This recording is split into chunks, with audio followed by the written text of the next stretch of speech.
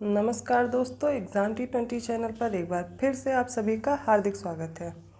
Video री exam की test series चल रही है इस चैनल पर, तो उसी को कंटिन्यू करते हुए मैं फिर से एक बार आप सभी के समक्ष प्रस्तुत हूँ वीडियो री एग्ज़ाम की टेस्ट सीरीज़ लेकर के। Already 6 practice set, previous year paper सब कुछ करा दिए गए हैं। आप जा कर के चैनल पर विज़िट कीजिए, उन पेपर्स को भी सॉल्व कीजिए। आई होप आप सभी को उससे काफ़ी लाभ मिलने वाला है।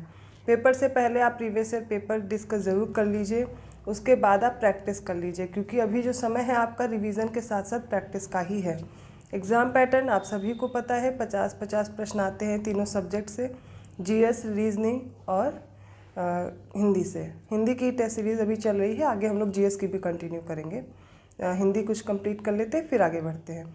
उसी तरह हिंदी की क्लासेस भी मैंने शुरू कर दी हैं। आप चाहे तो कोई भी आप एग्ज़ाम देने जा रहे हो, कोई भी प्रतियोगी परीक्षा हो जिसमें हिंदी पूछी जाती है, आप इस चैनल से जुड़ करके हिंदी प्रिपेयर कर सकते हैं। उसको पढ़ने के बाद आपका कोई भी ऐसा प्रश्न नहीं होगा जो एग्ज़ाम में छूट जाएगा। हिंदी एक ऐसा सब्जेक्ट है जहाँ पर आप ज़्यादा से ज़्यादा स्कोर कर सकते हैं और कम समय दे करके। चलिए बिना देर किए इस प्रैक्टिस सेट को हम स्टार्ट करते हैं। 2 घंटे का समय दिया जाता है। 300 मार्क्स का ये प्रश्न पत्र आता है आपका वीडियो री एग्ज़ाम का, और हिंदी के 50 प्रश्न ऐसे ही हम लोग डिस्कस करेंगे जैसे पेपर में आते हैं, सेम वैसे ही प्रश्न होंगे। पिछले प्रश्न पत्र देखने के लिए आप चैनल पर विजिट कीजिए और चैनल को सब्सक्राइब कीजिए। इस प्रैक्टिस सेट का पहला प्रश्न है, भारत की प्रथम देश भाषा है। ऑप्शन ए है प्राकृत, ऑप्शन बी है अभ्रंश, ऑप्शन सी है पुरानी हिंदी, ऑप्शन डी है पाली। देखिए, हिंदी भाषा का विकास जब आप पढ़ेंगे तो उसमें ये दिया गया है कि भारत की प्रथम देश भाषा कौन सी है, और इसके लिए मैंने हिंदी की कुछ क्लासेस भी अपलोड की हैं। आप जाकर के वहाँ पर देख सकते हैं, वहाँ पर आपको उत्तर मिल जाएगा। आप धीरे धीरे प्रिपेयर कर लेंगे। यहाँ पर अगर प्रश्न का उत्तर दूँ तो वो हो जाएगी पाली। ऑप्शन डी करेक्ट होगा। भारत की प्रथम देश भाषा पाली है। इसे सबसे पुरानी प्राकृत भी कहते हैं। पाली भाषा में ही भगवान बुद्ध और उनके अनुयायी जो थे, उन्होंने जनसाधारण में उपदेश दिए थे। प्राकृत में किसने दिए थे? महावीर स्वामी जी ने। निम्नलिखित में से अशुद्ध वर्तनी का चयन कीजिए। पहला ऑप्शन है मुमूर्षु, दूसरा ऑप्शन है श्रृंगार, तीसरा है चार दीवारी और चौथा है अंतर्धान। बताना है यहाँ पर कौन सा अशुद्ध वर्तनी का है। मुमूर्षु सही है, श्रृंगार भी सही है, अंतर्धान भी सही है, चार दीवारी गलत है। चार दीवारी गलत है। कैसे लिखते हैं चार दीवारी को? चार दीवारी, ठीक है, ये है सही वर्तनी। तैयार कर लीजिए। अगला प्रश्न है, जहाँ किसी व्यक्ति को संबोधित किया जाए वहाँ किस विराम चिन्ह का प्रयोग किया जाता है? ऑप्शन ए है योजक चिन्ह, ऑप्शन बी है विराम चिन्ह, ऑप्शन सी है पूर्ण विराम, या ऑप्शन डी है विस्मयादिबोधक चिन्ह। इन चारों में से बताना है कहाँ पर जब किसी व्यक्ति को संबोधित किया जाए और विराम चिन्ह लगाया जाए, वहाँ पर क्या लगेगा? देखिए, जब किसी व्यक्ति को संबोधित किया जाता है तो वहाँ पर अल्प विराम लगता है। अल्प विराम कैसे लगाते हैं? ये वाला कॉमा, ठीक है, इसका प्रयोग किया जाता है। जैसे प्रिय मित्र, तो आप ये अल्प विराम लगाएंगे, ठीक है। उसके बाद आप सेंटेंस कंप्लीट करेंगे, याद रहेगा। योजक चिन्ह ऐसे लगेगा, पूर्ण विराम आप सभी को पता है, और विस्मयादिबोधक में ऐसे डंडा बनाकर नीचे बिंदी बनती है। निम्नलिखित में से कौन सा दीर्घ स्वर नहीं है?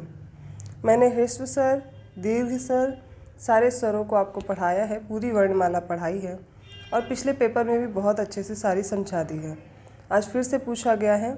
अब इसमें आपको दिए गए हैं ई, आ, री और उ। इनमें से पूछा गया है कौन सा दीर्घ स्वर नहीं है। अभी तक पूछा जाता तो कौन सा है। तो दीर्घ स्वर, सबसे पहले स्वर कितने प्रकार के? लघु या फिर ह्रस्व स्वर, और दूसरे होते हैं दीर्घ स्वर। ह्रस्व स्वर में कौन कौन से आते हैं? अ, ई, उ और री।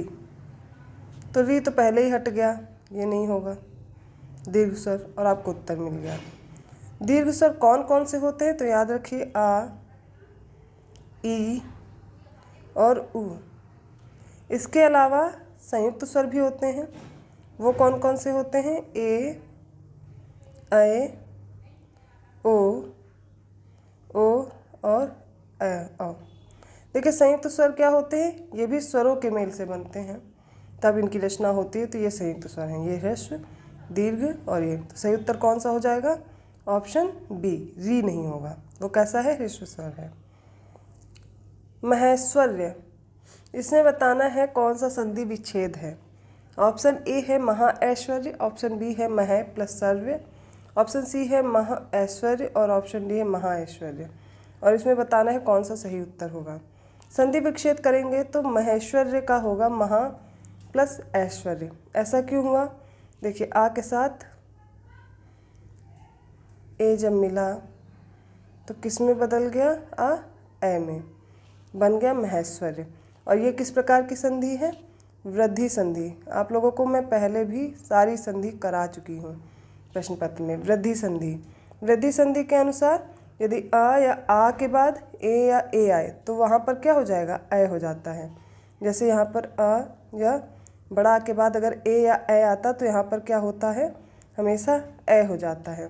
ये वृद्धि संधि का रूल है। अगर आ या आ के बाद इसके स्थान पर अगर ओ या अ आए, यहाँ पर तो हमने पहला वाला रूल समझा, लेकिन इसका दूसरा पार्ट क्या है कि आ या आ के बाद ओ या अ आए तो वहाँ पर हमेशा क्या होगा? अ हो जाएगा। ये वृद्धि संधि का रूल है, याद रखिएगा। और उसी का एक उदाहरण है महेश्वर्य। महेश्वर्य, महा प्लस ऐश्वर्य। अगला है महर्षि में कौन सी संधि है? महर्षि दीर्घ संधि है, गुण संधि है, यड़ संधि है या अयादि संधि है? महर्षि का जब संधि विच्छेद करेंगे तो सबसे पहले संधि विच्छेद करके ही समझा जा सकता है। महा प्लस ऋषि क्या होता है? महर्षि, मतलब आ के बाद री आया और क्या हो गया? री आने पर यहाँ पर हो गया अर, महर्षि। याद रहेगा। और ऐसा किस संधि में है? ये है गुण संधि का उदाहरण। ऑप्शन बी करेक्ट होगा।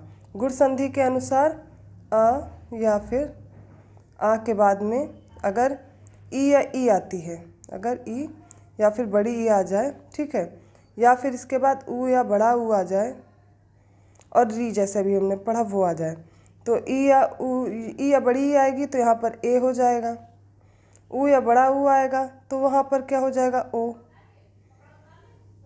और री आएगा तो अर हो जाएगा। ये है गुण संधि। अभी आपने गुण संधि पढ़ ली, वृद्धि संधि भी यहीं पे पढ़ ली है। बाकी की संधि कई बार मैं पढ़ा चुकी हूँ और सारी संधि कंप्लीट हो चुकी हैं। अब पूछा गया सा वर्ण का उच्चारण स्थान कौन सा है? वर्णमाला से प्रश्न पूछा गया है। दांत है, मूर्धा है, तालु है या कंठ है? इनमें से बताना है। तो बताना है, देखिए दांत का मतलब जो जिह्वा दांत में स्पर्श करे वो दंतव्य हो जाते हैं। तालु से टच करे तो तालव्य है। मूर्धा क्या है? मूर्धा है जो मूर्धा वाला भाग है, वहाँ पर अगर जीभ स्पर्श कर दे तो वहाँ पर मूर्धन्य हो जाएगा। और कंठ पे टच करने पर, मतलब कंठ से जो स्वर बोले जाएँ या व्यंजन बोले जाएँ, वो वर्ण कंठव्य कहलाते हैं। अभी सा आपसे पूछा गया षटकोण वाला, इसको बताना है किस वर्ग का है? तो यह है मूर्धा। मूर्धा से बोला जाता है सा। इसमें और कौन कौन से होते हैं इसके साथ? री भी आएगा, टा भी आएगा। टा वर्ग के सारे होंगे, ट, ठ, ड, ढ और रा। इनको आप जोड़ लेंगे तो ये सारे क्या होंगे? मूर्धा होंगे। अगला प्रश्न है, निम्नलिखित में से कौन सी शुद्ध वर्तनी है? शुद्ध वर्तनी हमें बतानी है। चलिए देखते हैं। सबसे पहले दिया गया है कालिदास, दूसरा ऑप्शन है कैलाश, तीसरा है दधीची और चौथा है मूर्धन्य। शुद्ध बताना है तो यहाँ पर मूर्धन्य सही दिया गया है, उसके अलावा सारे गलत दिए गए हैं। कैसे? जैसे कालिदास में छोटी ई की मात्रा लगेगी, कालिदास। कैलाश में सपेरा वाला सा। और दधीची में मात्रा गलत है, धा पे बड़ी ई की मात्रा और चा पे छोटी ई की मात्रा, दधीच ऐसे लिखा जाता है। तो सही उत्तर हो जाएगा ऑप्शन डी। अगला प्रश्न है, आजकल प्रत्येक वस्तु में मिलावट पाई जाती है। इस वाक्य में प्रयुक्त मिलावट शब्द कौन सी संज्ञा है? जातिवाचक संज्ञा है, व्यक्तिवाचक संज्ञा है, भाववाचक संज्ञा है या फिर द्रव्यवाचक संज्ञा है?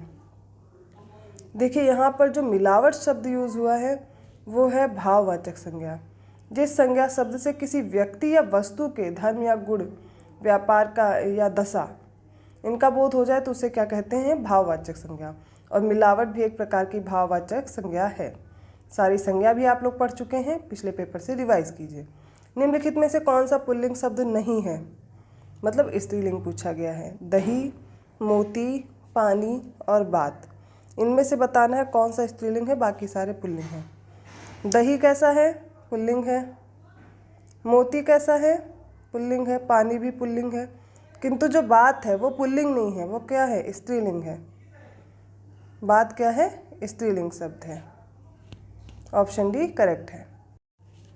नेक्स्ट है, निम्नलिखित में से कौन सा शब्द पाठक शब्द का उचित बहुवचन है। पाठकगण, पाठकजन, पाठक वर्ग या फिर पाठक लोग, इनमें से बताना है कौन सा बहुवचन है। ठीक है, पाठक का, इसका सही उत्तर हो जाएगा पाठकजन। ऑप्शन बी करेक्ट होगा।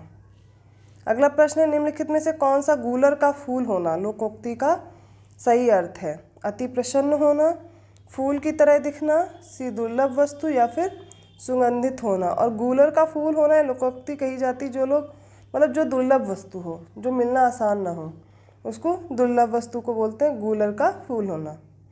अगला प्रश्न है, लड़के ने पुस्तक पढ़ी है, इस वाक्य में वर्तमान काल का कौन सा रूप है। ए सामान्य वर्तमान, बी है तात्कालिक वर्तमान, सी है पूर्ण वर्तमान या फिर डी है संदिग्ध वर्तमान। लड़के ने पुस्तक पढ़ी है, पढ़ी है मतलब कार्य पूरा हो चुका है, तो यह क्या होगा, पूर्ण वर्तमान होगा। जिससे वर्तमान काल में कार्य की पूर्ण सिद्धि का बोध होता है उसे पूर्ण वर्तमान काल कहा जाता है। अगला प्रश्न है, उसने नहा कर भोजन किया, इस वाक्य में प्रयुक्त नहा कर कौन सी क्रिया है। नाम बोधक क्रिया है, संयुक्त क्रिया है, पूर्वकालिक है या क्रियार्थक क्रिया है। यहाँ पर नहा कर के भोजन किया गया है, पूर्वकालिक क्रिया होगी। जब कर्ता एक क्रिया समाप्त कर उसी क्षण दूसरी क्रिया में संलग्न होता है तब पहली क्रिया पूर्वकालिक क्रिया कहलाती है। अगला प्रश्न है, क्या वह नहीं आएगा, इस वाक्य में क्या कौन सा निपात है। प्रश्नबोधक है, अवधारण बोधक है, विस्मयादि बोधक या सीमा बोधक। सही उत्तर है, या प्रश्न पूछने के लिए यूज हुआ है तो प्रश्नबोधक निपात होगा। अगले प्रश्न में बताना है, चूहा बिल से बाहर निकला, इस वाक्य में प्रयुक्त कारक कौन सा है। ए है कर्म कारक, बी है कर्ता कारक, सी है अपादान कारक या फिर डी है करण कारक। इनमें से हमें बताना है सही उत्तर होगा। चूहा बिल से बाहर निकला मतलब बिल से अलग हो रहा है, दूर जा रहा है, कौन सा होगा, अपादान कारक। अपादान कारक, जब वस्तु का अलग होने का जब प्रारूप दिखता है वहाँ पर अपादान कारक होता है और से इसका विभक्ति चिन्ह है अपादान कारक का। नेक्स्ट है, तद्भव शब्द बैल का तत्सम बताना है। बैल तद्भव शब्द है और इसका तत्सम बताना है। पहला ऑप्शन है बलिवर्ध, दूसरा ऑप्शन है वृषभ, तीसरा ऑप्शन है बलवर्ध या डी ऑप्शन है वृषभ। इनमें से बताना है कौन है बैल का तत्सम। और बहुत सारे लोग इसमें वृषभ लगाएंगे जबकि इसका होता है बलिवर्ध। बैल का तत्सम बलिवर्ध। रोटी मत खाओ क्योंकि वह जली है, इस वाक्य में वह किस प्रकार का सर्वनाम है। निजवाचक है, निश्चयवाचक है, अनिश्चयवाचक है या फिर संबंधवाचक है। देखिए, रोटी मत खाओ क्योंकि वह जली है, इस वाक्य में निश्चयवाचक सर्वनाम है। जिस सर्वनाम से वक्ता के पास या दूर की किसी वस्तु के निश्चय का बोध होता है वहाँ पर क्या होता है, निश्चयवाचक सर्वनाम होता है। नेक्स्ट है, राम का सारा प्रयत्न निष्फल रहा, इस वाक्य में जो सारा है ये शब्द कौन सा विशेषण है। निश्चित परिमाण बोधक, अनिश्चित परिमाण बोधक, पूर्णांक बोधक या अपूर्णांक बोधक। तो यहाँ पर जो सारा प्रयत्न निष्फल रहा है इसमें यह है अनिश्चित परिमाण बोधक। क्यों, अनिश्चित परिमाण बोधक विशेषण से किसी वस्तु निश्चित नाप या तौल का बोध नहीं होता है। जैसे बहुत दूध हो गया, सब धन हो गया, पूरा आनंद हो गया, ये सब अनिश्चित परिमाण बोधक के उदाहरण हैं। देखिए, प्रश्न पत्र में गद्यांश भी पूछा जाता है, उससे रिलेटेड 3 प्रश्न आते हैं, या तो गद्यांश होगा या पद्यांश पूछा जाएगा। उसी के आधार पर प्रश्नों के उत्तर देने होते हैं। देखिए, अगर आपको गद्यांश के उत्तर सही देने हैं तो आपको सबसे पहले क्या करना है, गद्यांश को रीड करिए, उसके बाद सारे प्रश्न पढ़िए क्या पूछा जा रहा है, फिर दोबारा रीड करिए आसानी से आपको सारे उत्तर मिल जाएंगे। तो चलिए इसमें भी 20 से 22 तक 3 प्रश्न दिए गए हैं गद्यांश के आधार पर, उसको पढ़कर उत्तर देते हैं। सबसे पहले रीड करते हैं। क्या हम बिना क्रोध किए शांत रह सकते हैं? बात तो क्रोध करने की हो, पर अपने को शांत रखना ही योग है। इस महायोग की प्रवृत्ति हम स्वयं पैदा कर सकते हैं। महत्वपूर्ण है कि हम एकांत में बैठे आस्था रखें कि हाँ, मुझे शांत रहना है, मुझे किसी भी परिस्थिति में उत्तेजित नहीं होना है और मैं ऐसा कर सकता हूँ। अतः एकाग्रचित्त होकर दृढ़ संकल्प शक्ति द्वारा हम शांत रहने की प्रवृत्ति को अपनाकर क्रोध पर काबू पा सकते हैं। शांत रहने का मार्ग अपनाने पर हमारी दुनिया बदल जाएगी और जीवन अधिक आनंदमय लगेगा। हमारे चेहरे पर नई चमक, कार्य में नया उत्साह, हृदय में निर्मलता एवं शीतलता का स्वयं अनुभव होने लगेगा। बिना श्रम के, बिना किसी खर्च के और किसी उपचार के, बिना ही पाचन क्रिया स्वतः ही ठीक होने पर छोटे मोटे रोग दूर भाग जाएंगे। खींचना, गुस्सा करना, चीखना, चिल्लाना, बड़बड़ाते रहना हमारे मन के गुबार को ही परिलक्षित करते हैं। इनसे हमारी पहचान पर धब्बा लग जाता और हमारे ओजस्वी चेहरे पर चिंता की रेखाएं उभर आती हैं।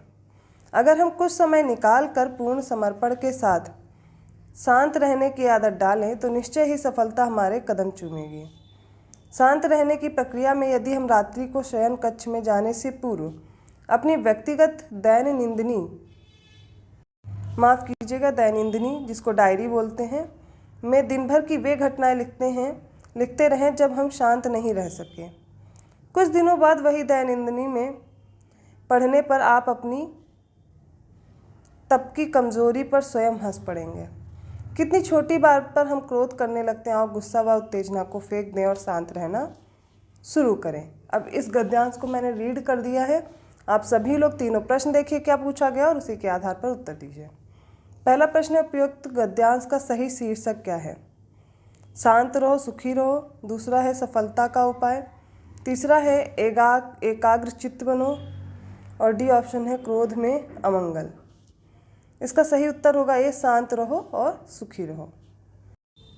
अगला प्रश्न है, क्रोध में आने की स्थिति में शांत रहने की प्रवृत्ति को क्या नाम दिया गया है?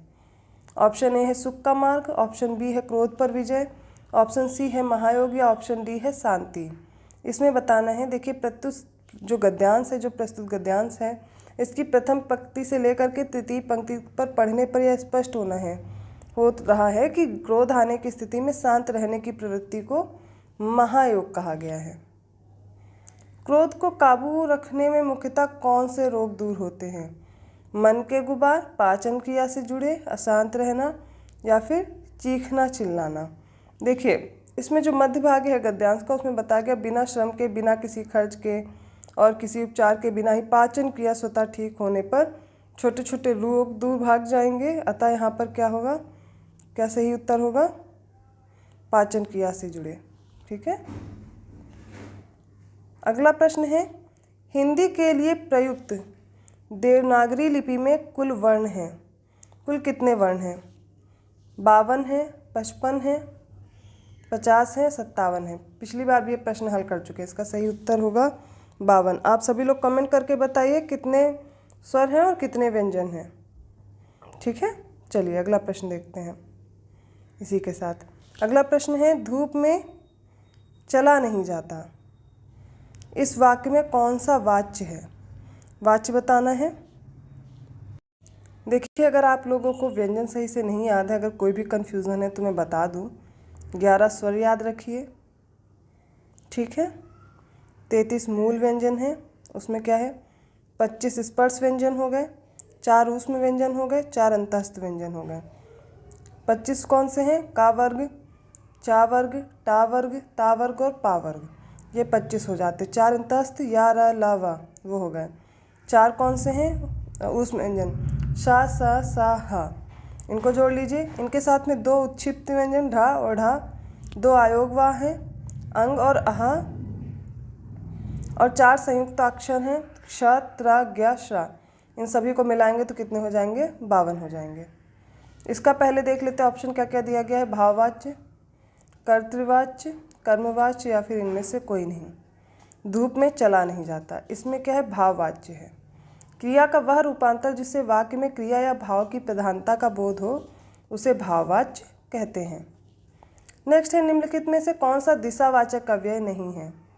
अलग, दूर, बाएं, वहाँ।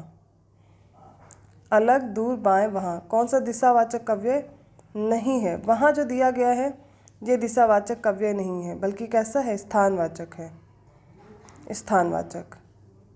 दिशावाचक में इधर उधर, दूर, परे, अलग, दाहिने बाएं, आर पार, ये सब दिशावाचक हैं। स्थानवाचक में वहाँ, जहाँ, कहाँ, यहाँ, ये सारे स्थानवाचक। अगला है, निम्नलिखित में से कौन सा रीतिवाचक क्रिया विशेषण नहीं है? अवश्य, शायद, यथाक्रम, मात्र। इनमें से बताना है और इसका सही उत्तर है यथाक्रम। ये रीतिवाचक क्रिया विशेषण नहीं है, बल्कि कैसा है? परिमाणवाचक है। कौन सा है? परिमाणवाचक है। अगला प्रश्न दिया गया है, निम्नलिखित में से कौन सा तत्सम तद्भव युग्म त्रुटिपूर्ण है? पहला ऑप्शन है कर्पूर कपूर, दूसरा है ऊष्ट का ऊंट, तीसरा है गेहूं का गेहूं और थर्ड है प्रस्तर का पत्थर। अब इनमें से बताना है कौन सा सही नहीं है, गलत दिया गया। कर्पूर कपूर सही है, ऊष्ट का ऊंट होता है। गेहूं का गेहूं दिया गया, प्रस्तर का पत्थर सही है, गेहूं का गोधूम होता है। तो ऑप्शन सी करेक्ट होगा। नेक्स्ट है, किताब किस भाषा का शब्द है? फारसी, अरबी, तुर्की या फिर पुर्तगाली? तो किताब कैसा है? अरबी भाषा का है। किताब अरबी भाषा का। और इसके देखें उदाहरण, अमीर, आदमी, इज्जत, इमारत, औरत, औलाद, कदम, कर्ज, किस्मत, गरीब, ये सारे अरबी शब्द हैं। आप कहीं पर नोट जरूर कर लीजिए इनको। अगला प्रश्न है, इनमें से कौन सा विकल्प त्रुटिपूर्ण है? घोड़ा का तुरंग दिया गया है, कमल का तामरस दिया गया है, कुबेर का राजराज दिया गया है और राजा का विभु दिया गया है। यहाँ पर पर्यायवाची देकर के पूछ लिया गया कौन सा त्रुटिपूर्ण है। घोड़ा का तुरंग सही है, कमल का तामरस सही है, कुबेर का राजराज सही है, लेकिन राजा का विभु नहीं होता। राजा का विभु नहीं होता। विभु किसका है? विष्णु का है। विष्णु का है। तो ऑप्शन डी करेक्ट होगा। विष्णु के और पर्यायवाची अगर याद करने हैं तो अच्युत, जनार्दन, मुकुंद और नारायण है। अब अगले प्रश्न में बताना है घुड़सवार किस प्रकार का शब्द है? रूढ़ है, यौगिक है, योगरूढ़ है या विदेशी है? घुड़सवार कैसा है? योगरूढ़ है। ऐसे शब्द जो दो शब्द के मेल से बनते हैं और जिनके खंड सार्थक होते हैं वो क्या कहलाते हैं? माफ़ कीजिएगा, यहाँ पर योगरूढ़ नहीं होगा, यौगिक होगा। जो दो शब्द मिलते हैं और दोनों शब्द सार्थक होते हैं तब क्या होते हैं? यौगिक होते हैं। और योगरूढ़ में क्या होता है? दो शब्द मिल करके किसी तीसरे की अर्थ की तरफ इंगित करते हैं, वहाँ पर योगरूढ़ होता है। नेक्स्ट बताइए, निम्नलिखित में से कौन सा मित्र शब्द का अर्थ नहीं है? ऑप्शन ए है दोस्त, ऑप्शन बी है सूर्य, ऑप्शन सी है शिव और ऑप्शन डी है प्रिय। देखिए, दोस्त, सूर्य, प्रिय सारे हैं, शिव नहीं है। मित्र का शिव नहीं है। दोस्त, सूर्य, प्रिय, सहयोगी, ये सारे किसके हैं? मित्र शब्द के पर्यायवाची अर्थ हैं। निम्नलिखित में से कौन सा सरस्वती का पर्यायवाची नहीं है? ऑप्शन ए है ब्राह्मी, ऑप्शन बी है भारती, ऑप्शन सी है शारदा और लास्ट है इला। इला बताना है। ब्राह्मी, भारती, शारदा सारे सरस्वती के, ईला नहीं है। ईला किसका है? पृथ्वी का है। पृथ्वी का पर्यायवाची, माफ़ कीजिएगा। सरस्वती के और कौन से हैं? ब्राह्मी है, भारती है, शारदा है, वागीशा है। पृथ्वी के इला, उर्वी, वसुधा, धरणी, वसुंधरा, ये सारे किसके हैं? पृथ्वी के हैं। नेक्स्ट है, वह शब्दांश या अव्यय जो किसी शब्द के पहले आकार उसका विशेष अर्थ प्रकट करता है उसे कहा जाता है उपसर्ग, प्रत्यय, संधि या फिर समास, और उसको बोलते हैं उपसर्ग। जो किसी शब्द के पहले आकर उसका विशेष अर्थ प्रकट करे उसको क्या कहते हैं? उपसर्ग कहते हैं। याद रहेगा, जैसे कि प्रहार हो गया, यहाँ पर प्रा क्या है?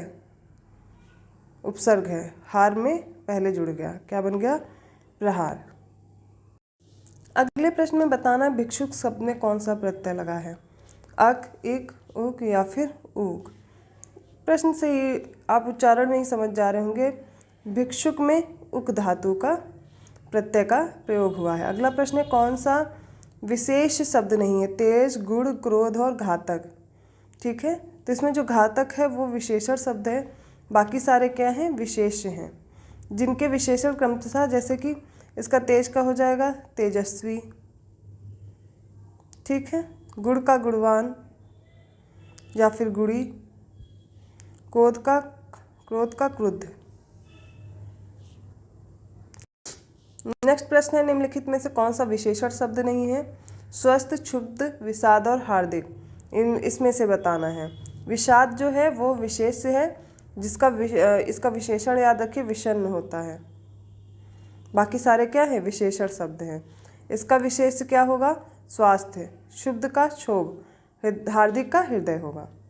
जो स्त्री सूर्य भी ना देख सके, इस वाक्यांश के लिए एक शब्द बताना है, इसको बोलते हैं असूर्यम पश्या या असूर्य दर्शना या सूर्य पश्या या सूर्य अदर्शना। ठीक है, इसमें बताना है। इसका सही उत्तर है असूर्यम पश्या, जो स्त्री सूर्य भी ना देख सके। अमर्ष क्या है? यह एक काव्य गुण है, एक अलंकार है, एक काव्य दोष है या फिर एक संचारी भाव है। देखिए अमर्ष क्या है? एक संचारी भाव है। संचारी भाव को व्याभिचारी भाव भी कहते हैं। ये क्या होते हैं? स्थायी भाव जो है उसके सहायक होते हैं, जो अनुकूल परिस्थितियों में घटते बढ़ते हैं। संचारी भावों की संख्या कितनी है? आपको ये प्रश्न भी पूछा गया था। ये टोटल 33 होते हैं। अगला प्रश्न देखा जाए। चलिए, अगले प्रश्न में पूछा गया है असंभव शब्द में कौन सा समास है? नए तत्पुरुष है, अलुक है, करण है या फिर संप्रदान तत्पुरुष है? असंभव में नए तत्पुरुष होता है। यह समास आपको देखने को मिलेगा नए तत्पुरुष। कैसे? जिसका मतलब है संभव ना होना, है ना, न संभव। जिस समास में पहला पद निषेधात्मक हो उसे नए तत्पुरुष समास कहते हैं, जैसे असभ्य, ठीक है, अनंत, ये सारे। अगला प्रश्न है खेचर शब्द में कौन सा समास है? बताना है। खेचर शब्द में अलुक है, नए है, अधिकरण है या अपादान है? खेचर में अलुक तत्पुरुष समास है। जिस तत्पुरुष समास में पूर्व पद की विभक्ति का लोप ना हो तो अलुक तत्पुरुष समास होता है। नेक्स्ट है निम्नलिखित में से कौन सा सर्वनाम पदबंध है? ऑप्शन ए है जाता रहता था, ऑप्शन बी है दैव का मारा वह, ऑप्शन सी है काम में लगा हुआ और ऑप्शन डी है पहले से बहुत धीरे। इनमें से बताना है। सर्वनाम पदबंध है दैव का मारा वह, इसमें क्या है? सर्वनाम पदबंध। ठीक है, जाता रहता में क्रिया पदबंध, काम में लगा हुआ में विशेषण पदबंध, पहले से धीरे क्रिया विशेषण पदबंध। अगला प्रश्न है, पहला और जो छठा वाक्य है संख्या में वो निश्चित दिए गए हैं, बीच में 4 वाक्य हैं अनिश्चित हैं, उनको निश्चित क्रम में लगाना है सही से पढ़ के। सामाजिक जीवन में और लास्ट उपाय ही ना कर सके, इसको सही करना है। पहला ऑप्शन है क्रोध की ज़रूरत बराबर पड़ती है। ऑप्शन जो या के बाद रा है, मनुष्य दूसरों के द्वारा पहुँचाए जाने वाले बहुत से, ला है यदि क्रोध ना हो तो, और वाह है कष्टों की चिर निवृत्ति का। इसका सही उत्तर बताना है। इसमें देखिए मैं पढ़ करके रीड करके सही से आपको बता रही हूँ, व्यवस्थित क्रम में आप ऑप्शन देख सकते हैं। सबसे पहले सामाजिक जीवन में क्रोध की ज़रूरत पड़ती है, यदि क्रोध न हो तो मनुष्य दूसरों द्वारा पहुँचाए जाने वाले बहुत से कष्टों की चिर निवृत्ति का उपाय ही ना कर सके। इसी तरह है, सबसे पहले कौन सा? या है, फिर उसके बाद है ला, उसके बाद है रा और फिर है वा। अगला प्रश्न है गांधी जी का रामराज्य का स्वप्न आज तक डैश नहीं हुआ है। इस वाक्य में रिक्त स्थान की पूर्ति के लिए उचित शब्द बताना है। पहला है स्वीकार, दूसरा है साकार, तीसरा है आकार और लास्ट है निराकार। इसका सही उत्तर बताना है। तो इसका सही उत्तर होगा साकार। गांधी जी का रामराज्य का स्वप्न आज तक साकार नहीं हुआ है, बाकी सारे जो अर्थ हैं वो अलग अलग हैं। निम्नलिखित में से कौन सा वाक्य शुद्ध है? शुद्ध वाक्य पहचानना है।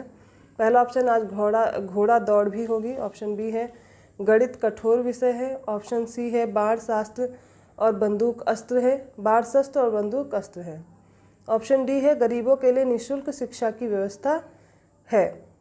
ये बताना इनमें से कौन सा सही है। देखिए ऑप्शन डी क्या होगा, करेक्ट हो जाएगा। बाकी सब में देखनी है क्या प्रॉब्लम है।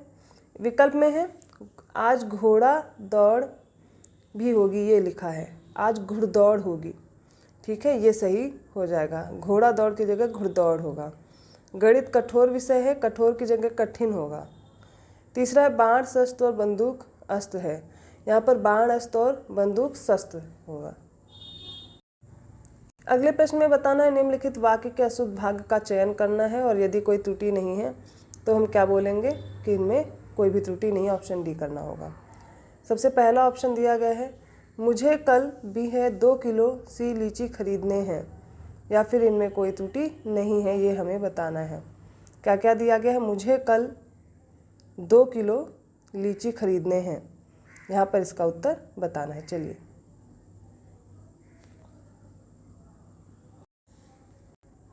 यहाँ पर जो सी वाला है वो गलत है, खरीदने हैं। लीची क्या है, स्त्रीलिंग है। मुझे कल 2 किलो लीची खरीदनी है, ये क्या होगा, सही होगा। आपने बुलाया होता तो हम अवश्य आते, अर्थ के आधार पर वाक्य बताना है। आज्ञावाचक है, संकेतवाचक है, इच्छावाचक है या संदेहवाचक है। इसमें देखिए संकेतवाचक वाक्य है। जिन वाक्यों में एक क्रिया का होना दूसरी क्रिया पर निर्भर करे वहाँ पर क्या होते हैं, संकेतवाचक। अगला है निम्नलिखित में से कौन सा विलोम शब्द युग्म त्रुटिपूर्ण है। ए है आविर्भाव तिरोभाव, बी का है एकत्र का विस्तार, सी है जागरण का निद्रा, डी है विधवा का सधवा। इनमें से बताना है कौन सा विलोम युग्म त्रुटिपूर्ण है। यहाँ पर एकत्र का विकीर्ण होगा, विस्तार नहीं होगा, यही ऑप्शन सही हो जाएगा। बाकी सारे सही दिए गए हैं। जो सही ऑप्शन है उनको आप यहीं पर तैयार कीजिए, बाद में आपको इनसे कोई भी प्रॉब्लम, मतलब आगे पेपर में आपको इनको सॉल्व करने में दिक्कत ना हो। नेक्स्ट है नस्वर का सही विलोम शब्द बताना है। अमर, विनश्वर, शाश्वत या चिरंतर। नस्वर का सही विलोम शब्द बताना है, ये होगा शाश्वत। ऑप्शन सी करेक्ट होगा। नेक्स्ट है यद्यपि वह पंडित है फिर भी हठी है को संयुक्त वाक्य में परिवर्तित करने पर सही उत्तर है। ए वह पंडित है किंतु हठी है, बी वह पंडित है पर हठी है, ऑप्शन सी है पंडित होने के कारण वह हठी है, ऑप्शन डी पंडित होते हुए भी वह हठी है। देखिए संयुक्त वाक्य का बनेगा वह पंडित है किंतु हठी है, ये क्या होगा, संयुक्त वाक्य। किंतु और इत्यादि से ये जुड़ते हैं तो संयुक्त वाक्य कहलाते हैं। अगला लास्ट प्रश्न है महादेवी वर्मा को किस पुस्तक पर ज्ञानपीठ पुरस्कार दिया गया था। ऑप्शन दिया गया है यामा है, रश्मि है या फिर निहार है, या उसके बाद उत्तर दिया गया है नीरजा है। देखिए महादेवी वर्मा को यामा के लिए ज्ञानपीठ पुरस्कार दिया गया था। उसके अलावा जो ये रचनाएं हैं ये इनके अन्य रचनाएं हैं, किंतु इसके लिए ज्ञानपीठ पुरस्कार नहीं है। तो ज्ञानपीठ पुरस्कार किसके लिए मिला, यामा के लिए। अन्य उनकी रचनाएं कौन सी है, निहार, नीरजा, रश्मि, ठीक है, स्मृति, ये सारी, और स्मृति की रेखाएं, ये सब किसकी हैं, महादेवी वर्मा की रचनाएं हैं। यहाँ तक 50 प्रश्न हम लोगों ने सॉल्व किए हैं। आप सभी लोग अपना कमेंट करके स्कोर ज़रूर बताएं। आपको वीडियो कैसा लगा ये भी ज़रूर बताएं। वीडियो अच्छा लगा है तो प्लीज़ लाइक कीजिए, शेयर कीजिए और लोगों को, और चैनल को सब्सक्राइब करना ना भूलें। इसी तरह बाकी के टेस्ट भी आपको मिलते रहेंगे। बहुत ही जल्द अब जीएस की टेस्ट सीरीज़ भी मैं सॉल्व कराने वाली हूँ, शुरू कर दूँगी, तो आप लोग उसे भी देख सकते हैं। धन्यवाद।